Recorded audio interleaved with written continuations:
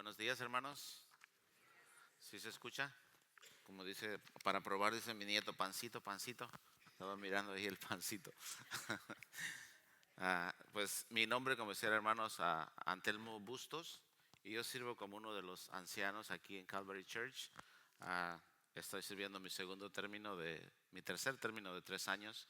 He servido 2 en el pasado y estoy en el tercer término de 3 años. Así que, hermanos, es un privilegio estar aquí. Aunque están bien guapos todos, están muy bonitos, pero los nervios todavía están, hermanos. Y vamos a retomar la serie de Lucas como veníamos haciéndolo un poquito antes. Pero antes les voy a pedir disculpas porque necesito mis lentes.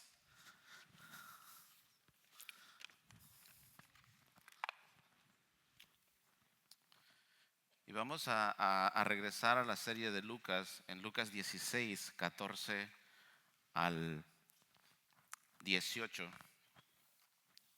Y en la pasada mensaje, el pastor Víctor, se recuerdan, él habló de el mayordomo infiel. Y él nos hablaba al final de la parábola de su enseñanza, aunque Jesús estaba enseñando a los discípulos, por ahí andaban los fariseos y escucharon. Y en el versículo 14 y 15 nos dice que ellos se burlaron de Jesús. Y Jesús les dijo, ustedes, lo que es justo para ustedes, para Dios es abominación. Y después le refirió a esta escritura. Refirió a la escritura donde, para continuar, en Lucas 16, 16 al 18. Y vamos a leer, hermanos. Puse en la pantalla y usé la versión, la nueva traducción viviente. Y dice en el capítulo 16, versículo 16, hasta el tiempo de Juan el Bautista, la ley de Moisés y los mensajes de los profetas fueron sus guías.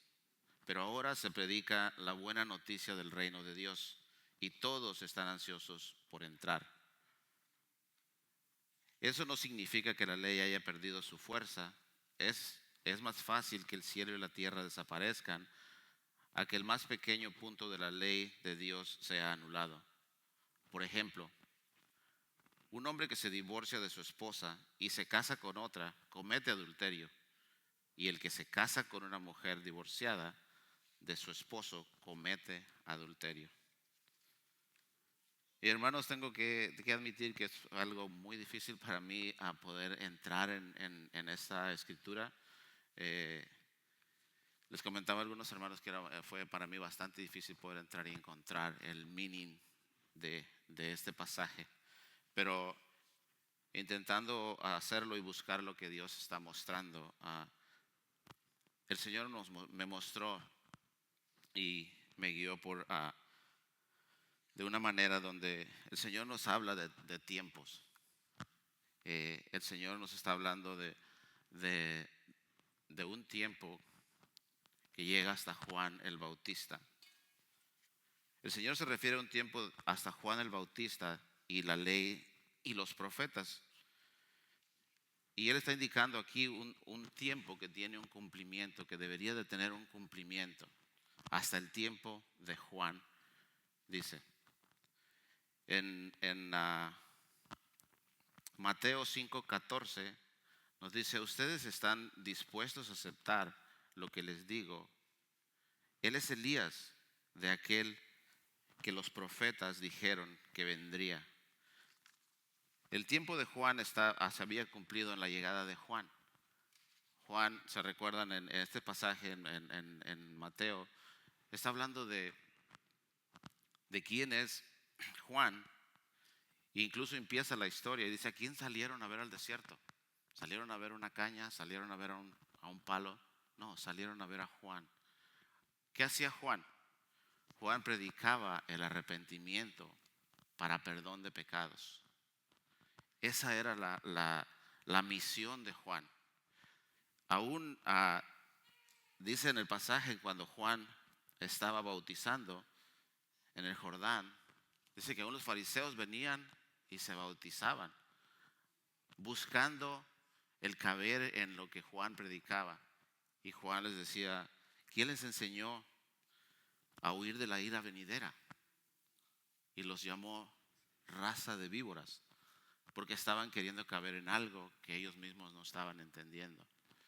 Pero queremos mirar que este tiempo del que Jesús está hablando allí está en su cumplimiento, se ha cumplido en el tiempo y la llegada de Juan. Para eso había sido dada la ley, para atraer al hombre, atraer a la humanidad entera al Señor. Es decir, el hombre necesitaba ser dirigido y Dios había dado la ley y los profetas para atraer el corazón de los hombres, para acercar a los hombres a Dios, a toda la humanidad, no nomás al pueblo de Israel. Aunque había sido dada la ley y los profetas para Israel, en realidad era la norma de cómo Él quería acercar a toda la humanidad a Él, a Dios. Y cuando miramos esto, si recordamos, hermanos, todos, si no nació en un hogar cristiano, usted supo cómo batallamos antes de conocer al Señor. Si no nació en un hogar y creció en un hogar cristiano, y aún creciendo en un hogar cristiano, todavía batallamos pensando que agradamos a Dios y buscamos si en la ley vamos a encontrar algo diferente. Creemos que no tenemos una justicia, pero Dios nos va a indicar algo diferente cuando venimos a su palabra.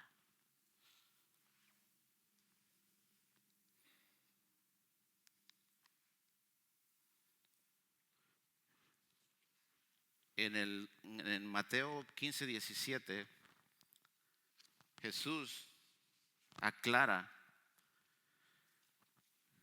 dice, no malinterpreten la razón por la cual he venido. No vine para abolir la ley de Moisés y los escritos de los profetas. Al contrario, vine para cumplir sus propósitos. Jesús aclara aquí muy bien a qué ha venido. Su venida, Él no vino para quitar lo que Dios había estipulado antes. Él no vino para decir, los profetas ya pasaron. Cuando Él indica ese tiempo, es un cumplimiento que anunciaba su venida de Él. Toda la ley y los profetas anunciaban la llegada del Mesías, la llegada de un Salvador.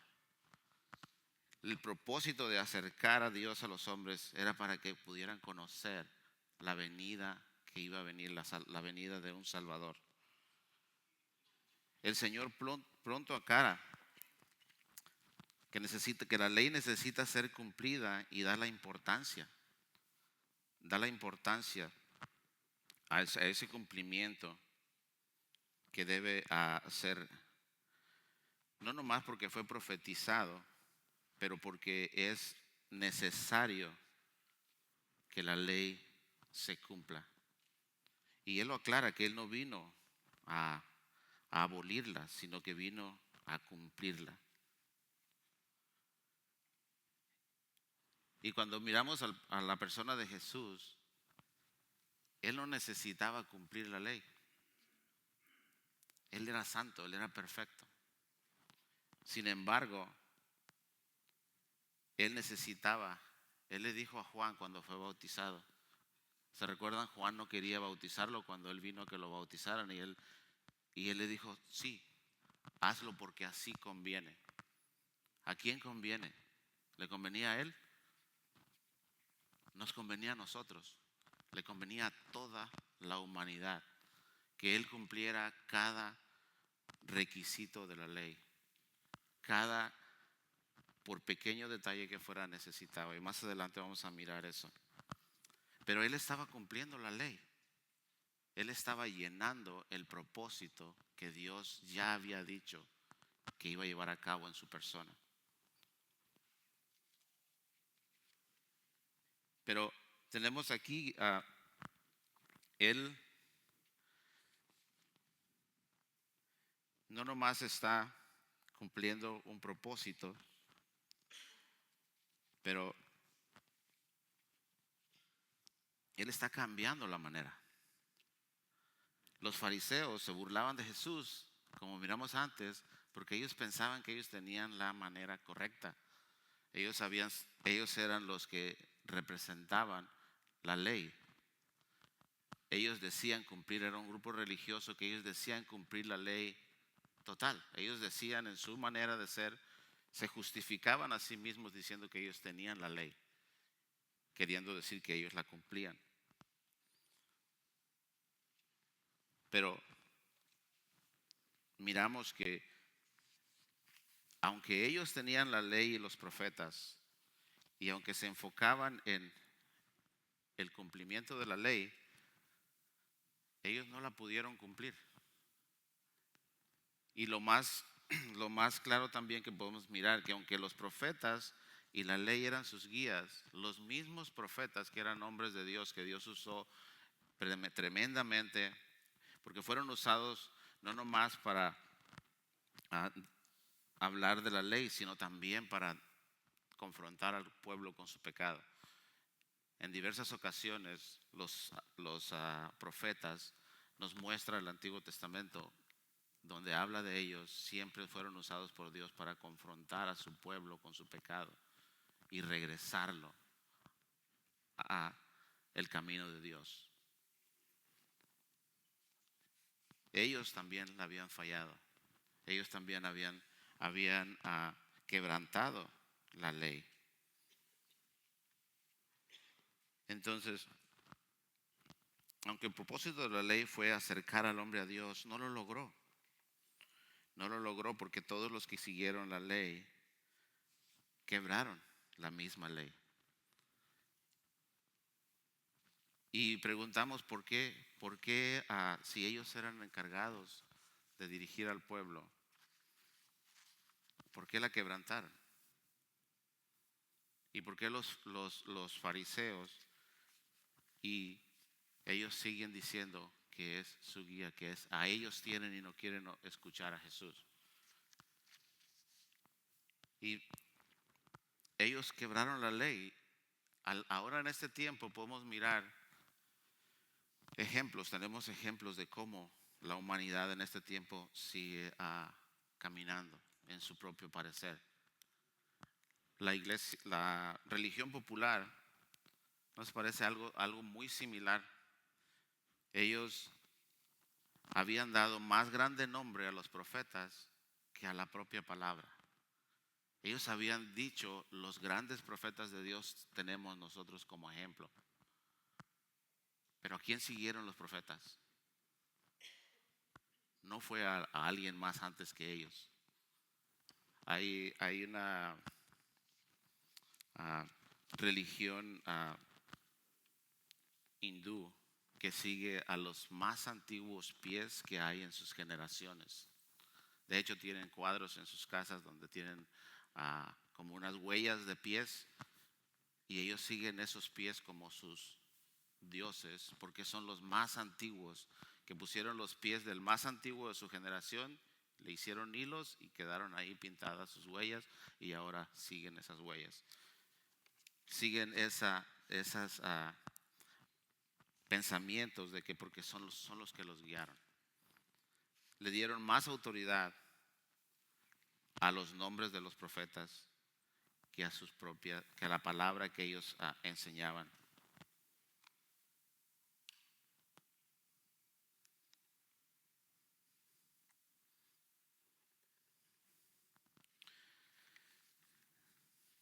En Romanos 3:20 nos dice, pues nadie llegará jamás a ser justo ante Dios por hacer lo que la ley manda.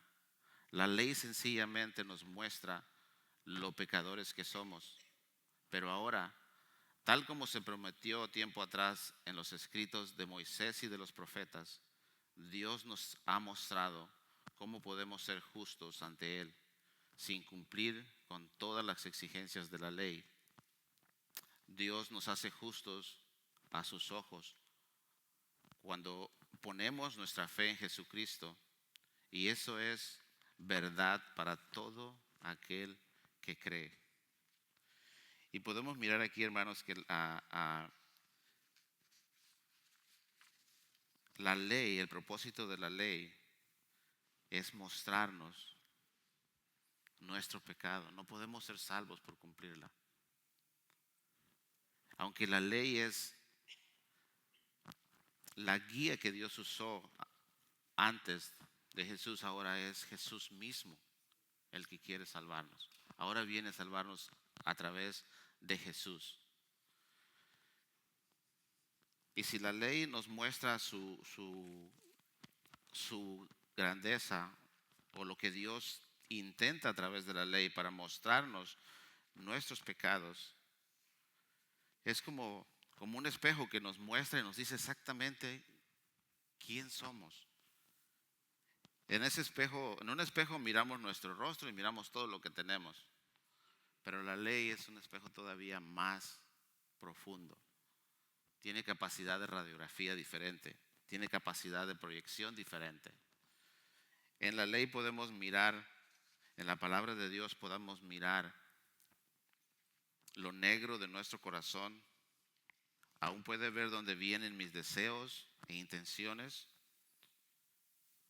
Y aún más, hermanos, puede ver aún a quién quiero agradar. ¿Me quiero agradar a mí? ¿Quiero agradar a alguien que tengo enfrente?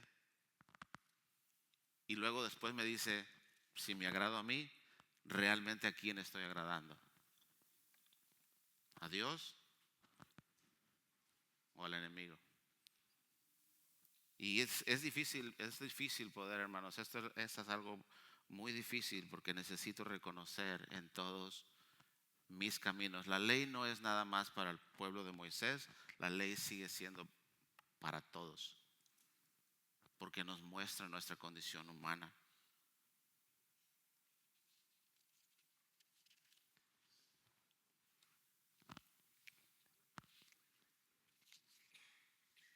La ley nos muestra lo que nos separa de Dios.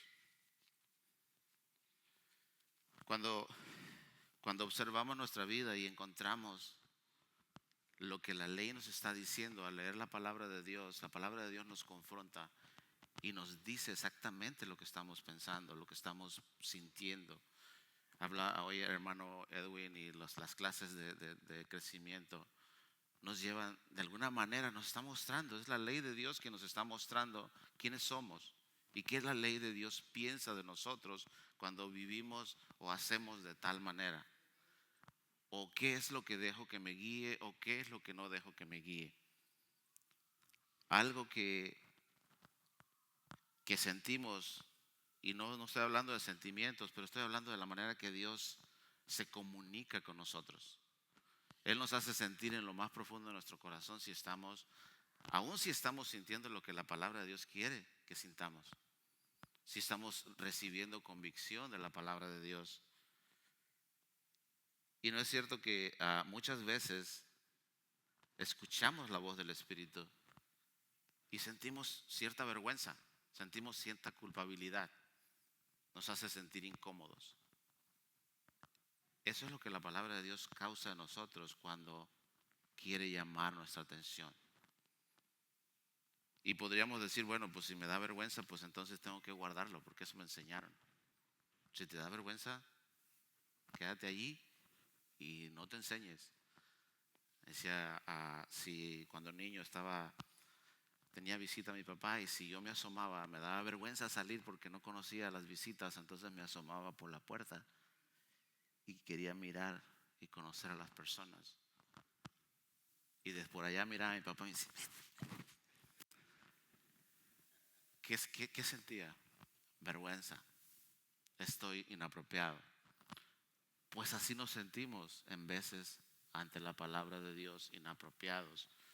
Pero eso no quiere decir que ya estoy inapropiado, ya no valgo para Dios. La vergüenza es algo válido que Dios quiere usar para que yo pueda reconocer que lo necesito, para que yo pueda necesitar de la protección de Dios, de lo que Dios quiere darme, de la manera que Dios quiere que yo lo vea a Él.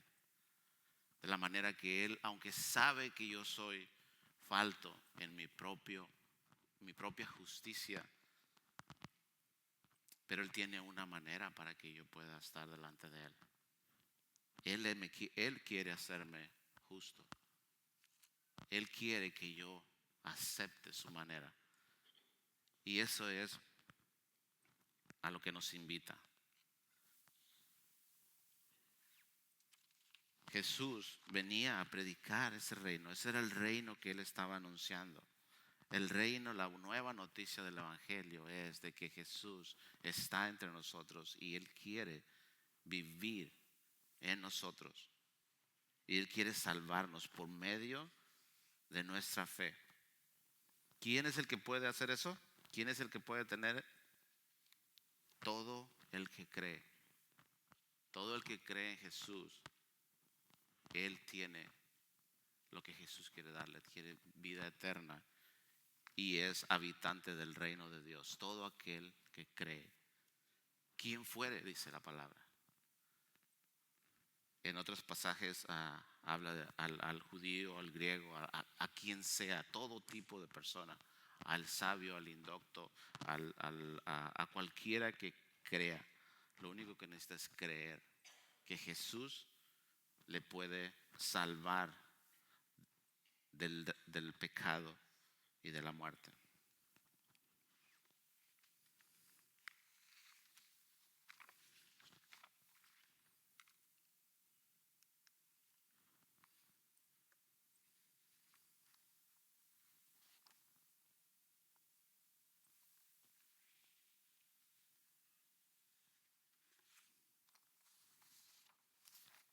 El reino de Dios entre nosotros, hermanos.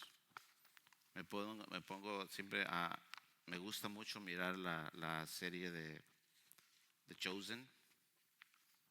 Y yo sé que es televisión y todo eso, pero muchas veces ah, hay muchos tiempos donde lo visual nos puede llevar a un nivel donde podemos comprender y entrar en sentir tal vez emociones que nunca pudimos sentir si no vemos algo que se le parece.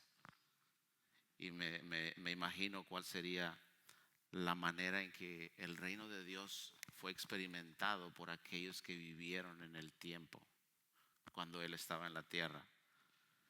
Pero si cerramos los ojos cuando leemos su palabra y oramos y hablamos con Él, ¿no es cierto que en veces podemos sentir las mismas emociones? ¿No es cierto que podemos experimentar la presencia de Dios en nuestras vidas? ¿No es cierto que podemos escucharlo a través de su palabra? Es maravilloso como Dios ha hecho que eso sea posible a través de Jesús. Y no es diferente para mucha gente el deseo de entrar en esa forma. Cuando hay un desastre en cualquier lugar del mundo o pasa cualquier calamidad, ¿no es cierto que la humanidad entera se hinca y ora a Dios? Lo hemos vivido aquí en Estados Unidos se vive más que en otros países. En México tal vez no se inclinan tanto a Dios, pero todavía encuentras mucha gente diciendo, pidámosle a Dios porque esto sí está difícil. Esto no sabemos qué vamos a hacer. Y creyentes y no creyentes se unen o nos unimos y clamamos a Dios porque nos saque de este tiempo de crisis, de este tiempo de dolor.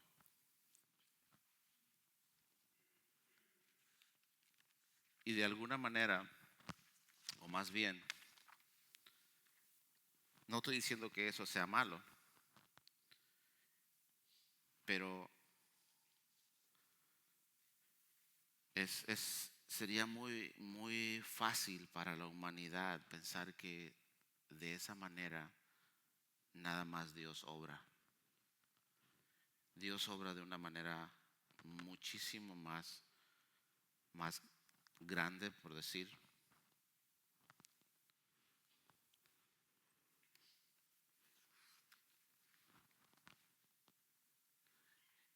Y dice en Mateo 5:18, les digo la verdad, hasta que desaparezcan el cielo y la tierra, no desaparecerá ni el más mínimo detalle de la ley hasta que su propósito se cumpla.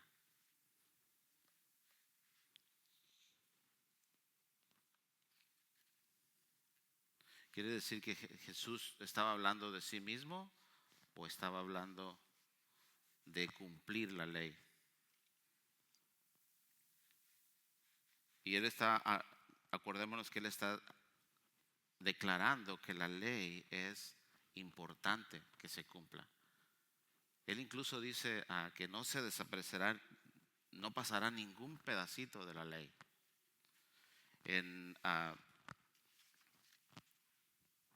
Cuando él dice que se va a cumplir toda la ley, no es lo más lo que está escrito acerca de él, sino también lo que significa el propósito de la ley, el propósito de acercarnos a él. Cuando él vino a cumplir la ley por todo lo que se había escrito de él, pero también cuando él dice que va a pasar el cielo y la tierra antes que su ley se cumpla, en Mateo 5:18 dice, les digo la verdad que hasta que desaparezcan el cielo y la tierra no desaparecerá ni el más mínimo detalle de la ley de Dios hasta que su propósito sea cumplido. Él estaba diciendo que él no había venido a abrogar la ley, entonces toda la ley se va a cumplir, lo que dice de él, pero también lo que dice que produce en nosotros como hombres, hermanos. Si pensamos en esto, en Apocalipsis dice que vio una tierra nueva y un cielo nuevo, porque ya pasaron. La tierra vieja ya pasaron. Pero la ley de Dios sigue todavía. La ley de Dios continúa por la eternidad. El que hizo la ley es eterno y su ley es igual.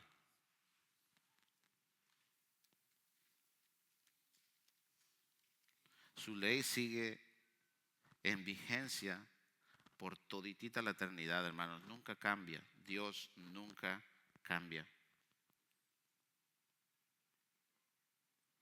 Pero veamos de esta manera. Tampoco pasará el mínimo detalle de lo que hayamos hecho que sea pecado delante de Él. Es decir, no hay el más mínimo pecado que yo no necesite ser perdonado. Ni tampoco hay el más grande pecado que Dios no me pueda perdonar. El doctor Miguel Núñez dice, lo considera de esta manera: es como el estira y afloja de nuestro diario, de nuestra manera del diario vivir. Puedo decir, esta sí, esta no, esta sí, esta no, o esta la cumplo total y esta tal vez no. La palabra de Dios es viva y eficaz todo el tiempo. Necesitamos tener esa seguridad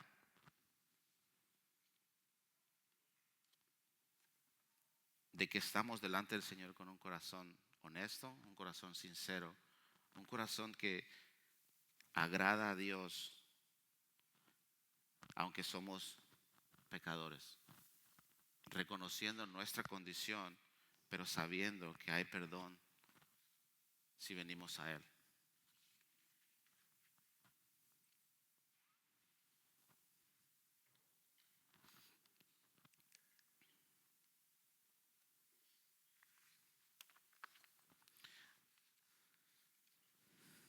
Les decía, hermanos, que todos nos inclinamos a Dios cuando tenemos dificultades y buscamos a Dios de esa manera de querer estar teniendo su ayuda, su provisión en diferentes maneras.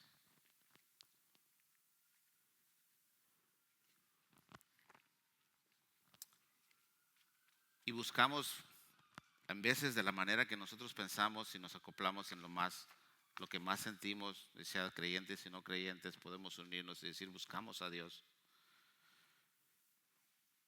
Y es cuando estamos al frente de su palabra, podemos mirar que Dios es muchísimo más grande de lo que nosotros pensamos. Nosotros podemos agarrar maneras y creer que estamos ahí. Pero cuando estamos en su palabra, cuando miramos su palabra, lo que Él nos dice, y al leer esta escritura, no podía dejar de pensar de que nosotros no tenemos nada que podemos ofrecer a Dios. Si buscáramos dentro de nosotros, dejando todo lo que está fuera, porque todo lo que nosotros tenemos fuera de nosotros nos fue dado. Si buscáramos algo que nosotros tenemos que dar adentro de nosotros, ¿qué encontraríamos?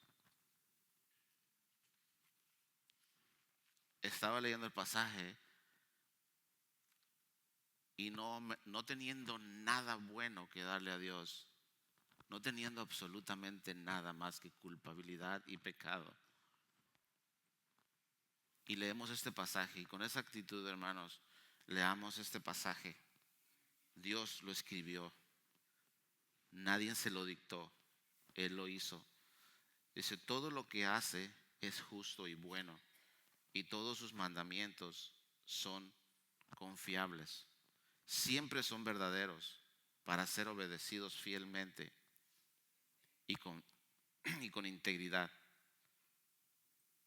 Él pagó el rescate completo por su pueblo y les ha garantizado para siempre el pacto que hizo con ellos. Qué santo e imponente es su nombre.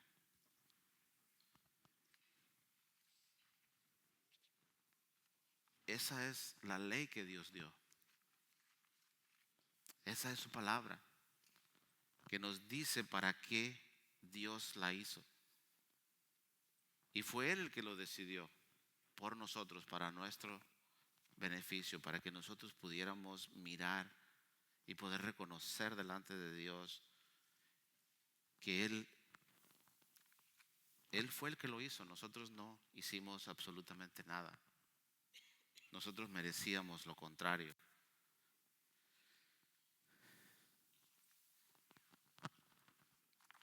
Él lo hizo.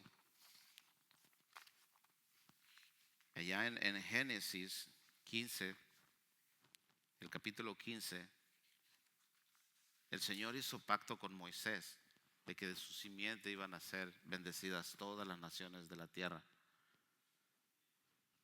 Y en Lucas 22:20 dice, después de la cena, tomó en sus manos otra copa de vino y dijo, esta copa es el nuevo pacto entre Dios y su pueblo, un acuerdo confirmado con mi sangre, la cual es derramada como sacrificio por ustedes. Ese es el reino de Dios que Jesús estaba anunciando, Él mismo. En Génesis 15 lo pueden leer después en su casa, pero va a poder mirar la fotografía del primer pacto que hizo Dios con Abraham y lo que hizo para sellar un pacto. Había la necesidad de haber sacrificio para sellar un pacto. Aún entre la sociedad de ese tiempo era así. Alguien tenía un compromiso y no firmaban contrato ni nada de eso, sino que hacían un pacto y lo sellaban con animales cortados. Hay un número de animales que habla ahí en Génesis y sellaban el pacto con el sacrificio de esos animales. Necesitaba ver esos animales sacrificados. Jesús está hablando del pacto y Él mismo es el sacrificio. En Génesis lo hizo Dios, Abraham no estuvo en el pacto que hicieron. Fue un pacto unilateral. Dios lo hizo con Abraham, pero el que cumplió el pacto fue Dios mismo. Este nuevo pacto, este reino de Dios, el evangelio, la nueva noticia era que Jesús iba a ser el sacrificio, no nomás el que iba a hacer el pacto, pero ahora Él era el mismo, Él era el sacrificio. Lo que necesitaba para sellar ese pacto solamente se cumplía en la sangre de Jesucristo.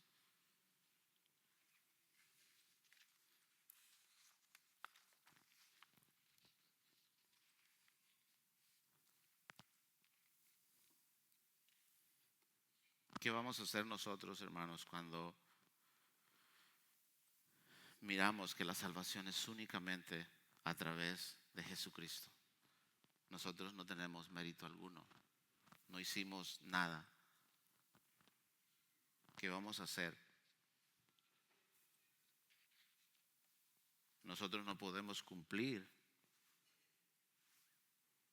Si ponemos a decir cumplir con mi parte, no soy capaz de cumplir con nada. No tengo lo que necesito.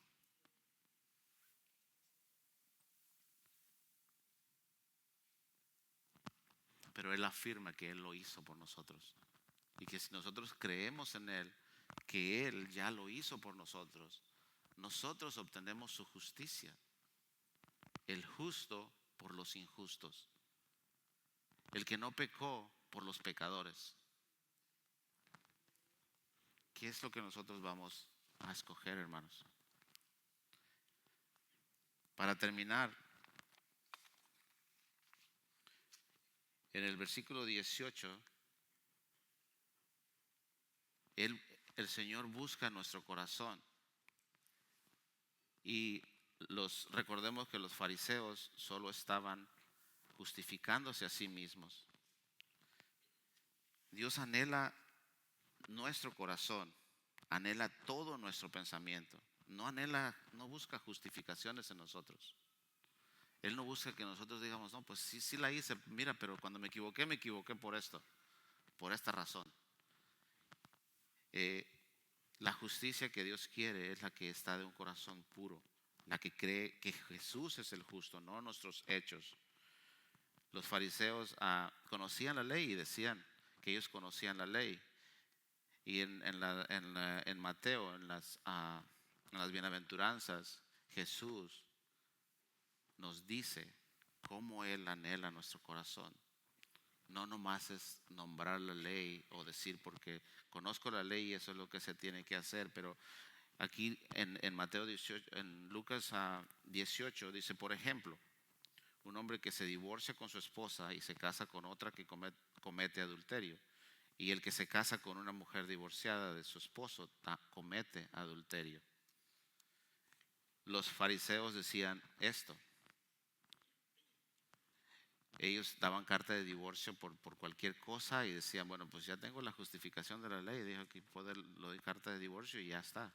Nomás eso es lo que necesito. Tenía que dársela en la mano y ellos seguían esta instrucción, pero no estaban mirando lo que Dios dice. En Mateo 5:20 dice, han oído que nuestros antepasados se les dijo, no asesines. Si cometes asesinato quedarás sujeto a juicio. Pero yo digo, aun si te enojas con alguien, quedarás sujeto a juicio. Si llamas a alguien idiota, corres peligro de que te lleven ante el tribunal. Y si maldices a alguien, corres peligro de caer en el fuego del infierno.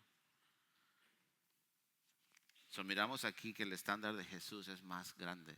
Él busca el corazón. Él busca lo que realmente le da el lugar a Él, el corazón nuestro. Que seamos de corazón completo, que no busquemos el tener una razón por la cual ser desobedientes. Los fariseos agradaban de apariencia por ser vistos. También dijo en Mateo 5:27 al 28, y se han oído el mandamiento de que dice, no cometerás adulterio. Pero yo les digo que el que mira con pasión sexual a una mujer ya ha cometido adulterio con ella en su corazón.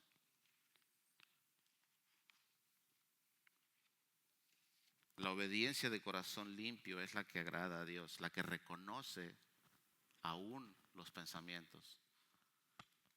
La palabra de Dios dice, traigan todos sus pensamientos a la obediencia a Cristo Jesús.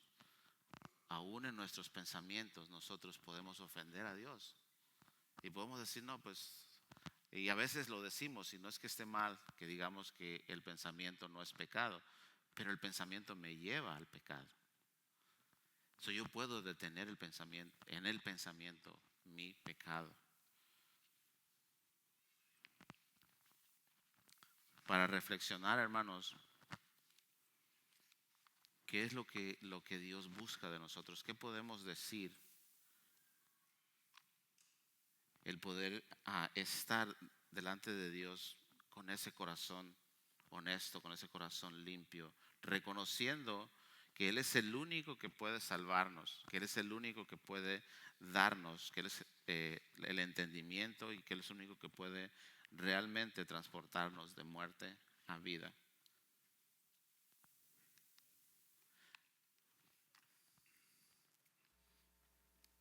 Y estas preguntas, ¿qué indica mi vida? ¿Cómo puedo amar las Escrituras de tal manera que pueda ser visible y evidente a los demás? En Proverbios 5:21 dice, el que busca la justicia y el amor inagotable encontrará vida, justicia y honor.